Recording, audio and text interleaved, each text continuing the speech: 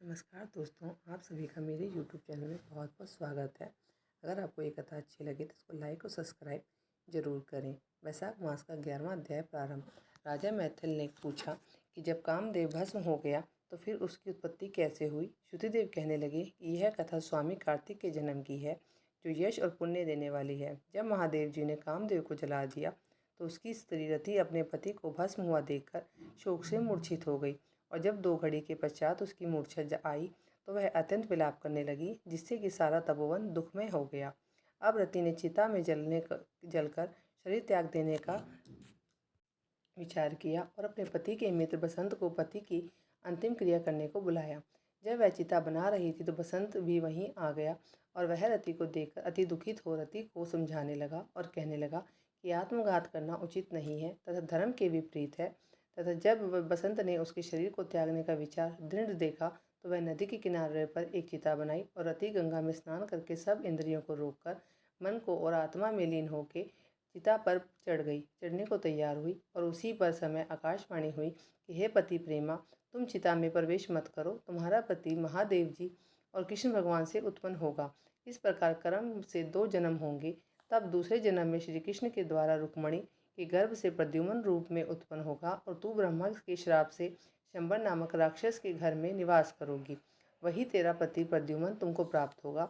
इतना कहकर आकाशवाणी समाप्त हो गई। और जब रति ने आकाशवाणी सुनी तो उसने चिता में प्रवेश नहीं किया। और फिर जिनके कार्य की सिद्धि के लिए श्री शिवजी जी ने कामदेव को भस्म कर दिया था, उन सब देवताओं ने बृहस्पति, इंद्र और अग्नि के आगे करके रति को वरदान दिया कि अब से तेरा पति अनंग कहलाएगा और अंग वाले की तरह मरा हुआ भी दिखाई देगा। और फिर कहने लगे कि पूर्व काल में तेरा पति सुंदर नाम का राजा था और उस जन्म में भी तुम इसी की पत्नी थी, परंतु रंजनसक कारणी होने के कारण तुम्हारी यह दशा हुई है। अब वैशाख मास में मंदाकिनी नामक नदी में स्नान करके मधुसूदन भगवान का पूजन तथा उनकी दिव्य कथा सुनने से अशून्य शयन नाम काम का व्रत करने से तुम्हारा पति अवश्य में तुमको मिलेगा। रति को इस प्रकार वरदान देकर सब देवता अपने अपने स्थान को चले गए और रति ने भी कलेश से निवृत्त होकर मेष की संक्रांति में गंगा स्नान करके पवित्रता से अशून्य शयन का व्रत धारण किया। और इस व्रत के करने से उसको उसी समय कामदेव दिखाई देने लगा और उसने वैशाख मास में कर्तव्य धर्म नहीं किया था। इसी कारण परमात्मा का पुत्र हो पर भी वह अंगहीन ही रहा। श्रुतिदेव कहने लगे कि जब महादेव पार्वती ही के सम्मुख खड़े हुए थे तो वह अंतर्ध्यान हो गए। तो पार्वती जी खड़ी रह गई और सोचने लगी कि अब क्या किया जाए। तो उनके पिता हिमाचल ने उन्हें अपने घर पर ले गए और परंतु पार्वती श्री शिवजी जी के गुणों पर इतनी मुग्ध हो गई थी कि उन्होंने अपने मन में धारण करके गंगा तट पर ही जाकर घोर तप करने लगी और भोजन आदि छोड़कर तप करते करते बड़ी जटाएं उनके सिर पर हो गई थी। इस प्रकार 1000 वर्ष तक शिवजी जी की आराधना करती रही। और एक दिन सायंकाल में श्री महादेव जी पार्वती जी की परीक्षा करने के लिए ब्रह्मचारी वेश में धारण कर उनके पर्णकुटी में आकर उनकी अचल भक्ति देखकर कहने लगी कि हे भद्रे, जो तुम्हारे मन में वरदान हो उसे मांग लो। तब पार्वती जी कहने लगी कि मुझे यही वरदान मांगती हूँ कि आप मेरे पति हों। तथास्तु कहकर श्री शिवजी जी ने सप्त ऋषियों को बुलाया और उपस्थित होने पर उन्हें आज्ञा दी कि तुम हिमाचल के पास जाकर विवाह का प्रस्ताव रखो। और 7 ब्रह्मावादी ऋषि चारों तरफ प्रकाश करते हुए आकाश मार्ग से हिमाचल के घर पहुँचे और राजा ने उनका यथोचित पूजन आदि सत्कार किया। तब ऋषियों ने कहा कि हे राजा हिमाचल, तेरी कन्या पार्वती पहले दक्ष की कन्या सती थी तथा जिसने अपने पिता के यज्ञ कुंड में गिरकर अपने प्राण त्याग दिए थे तथा इनका पानी ग्रहण करके योग्य सिवाय शिव के और कोई भी नहीं है तथा इसलिए तुम अपनी कन्या का विवाह शिवजी जी के साथ कर दो।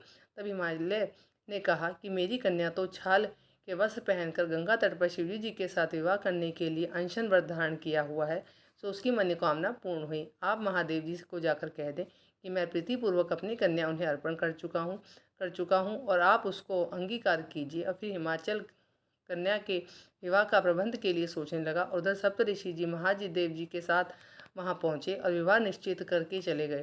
तो इसके पश्चात निश्चित तिथि पर लक्ष्मी जी आदि सब देवियों और विष्णु आदि सब देवताओं ने विवाह महोत्सव को देखने के संग बारात लेकर श्री महादेव जी बैल पर आरूढ़ होकर चारों ओर भूतगणों के सवित शंख, भेरी, मृदंग आदि बाजों के शब्द के साथ बंदीजनों के समूह सहित ऋषिगणों के वेद धमनी हिमाचल के घर में प्रवेश किया और सुंदर शुभ और मुहूर्त लगन तथा शुभ ग्रहों की दृष्टि में हिमाचल ने अपनी कन्या श्री पार्वती का विवाह महादेव जी के साथ कर दिया। महोत्सव के पूर्ण हो जाने पर श्री शिवजी जी लौकिक धर्म का पालन करने लगे तथा संपूर्ण रिद्धि सिद्धि से युक्त इनके भवन के समान हिमालय के शिखर पर नंदी के तीर पर वन के बीच में, जहाँ की भोरे गुंजन और पक्षी अपना सुंदर शब्द करते हैं, पार्वती के साथ दिव्य 1000 वर्ष तक रमण करते रहे। तथा जब श्री शिवजी पार्वती के संग नित्य रमण करते थे परंतु गर्भ स्थिति ना हुई तो सब देवताओं को अति चिंता हुई और सबने मिलकर इसका कारण को सोचने लगे कि नित्य ही पार्वती के गर्भ स्राव होने का कारण हमारे कार्य की सिद्धि नहीं हो रही है। तो फिर विचार करके अग्निदेव को बुलाया और उनको समझाया कि जिस समय महादेव जी रमण कर चुके हों तुम उनके सामने चले जाना। पार्वती तुमको देखकर लज्जा के मारे वहाँ से हट जाएंगी और तुम शिवजी जी को अपनी बातों में लगा लेना और समय समान के बहुत से प्रश्न करना और समय लग जाने पर पार्वती जी की गर्भ स्थिति हो जाएगी। और अग्निदेव ने ऐसा ही किया और रमण के समय वहाँ पहुँच जाने से पार्वती जी वस्त्रहीन होने के कारण लज्जा के मारे रमण को छोड़कर वहाँ एक तरफ हो गई। शिवजी महाराज को ऐसे समय अग्निदेव का आना बहुत बुरा लगा और उन्होंने उन्हें श्राप दे दिया कि मेरा वीर्य तुम्हारे मुख द्वार से होकर उदर में प्रवेश करे। तब अग्नि ने उस वीर्य को अपने उदर में ग्रहण कर लिया और 10 महीने बीत जाने पर उस तेज से वीर्य को गंगा में जी में डाल दिया। गंगा जी भी उसको सहन न कर सकी और उसको सरपतों सरकंडों में फेंक दिया और वहाँ पर उसके 6 भाग हो गए। तब ब्रह्मा जी ने उन 6 कन्याओं को भेजा तथा उनमें से 6 भागों को जोड़ा, जिससे कि 6 मुखों और एक अंग ऐसी आकृति का बालक बन गया। वह बहुत दिनों तक उन सरकंडों में ही पड़ा रहा और एक दिन श्री महादेव जी और पार्वती जी बैल का पर चढ़ के वहाँ से जा रहे थे। सहसा पार्वती जी के सतनों से दुग्ध की धारा बहने लगी। तब पार्वती जी ने श्री महादेव जी से इसका कारण पूछा तो श्री महादेव जी बोले कि हे देवी, मैं इसका कारण कहता हूँ, देखो यह पास में जो पड़ा है वह तुम्हारा ही पुत्र है। फिर श्री महादेव जी ने पिछली सारी कथा पार्वती जी को सुनाई और कहा कि उसी को देखकर तुम्हारे सतनों से दूध आया है, क्योंकि यह तुम्हारा ही पुत्र है। महादेव जी की यह बात सुनकर पार्वती जी ने उस बालक को उठा लिया, अपनी गोद में बिठाकर उसको अपने सतनों से दूध पिलाया। इस प्रकार पार्वती जी को पुत्र स्नेह में मुग्ध होकर उसको कैलाश ले गई तथा उसका पालन पोषण करने लगी। श्रुतिदेव कहने लगे कि राजन, यह कुमार के जन्म की कथा मैंने तुमसे कही है। इति वैशाख महात्म 11वां अध्याय समाप्त।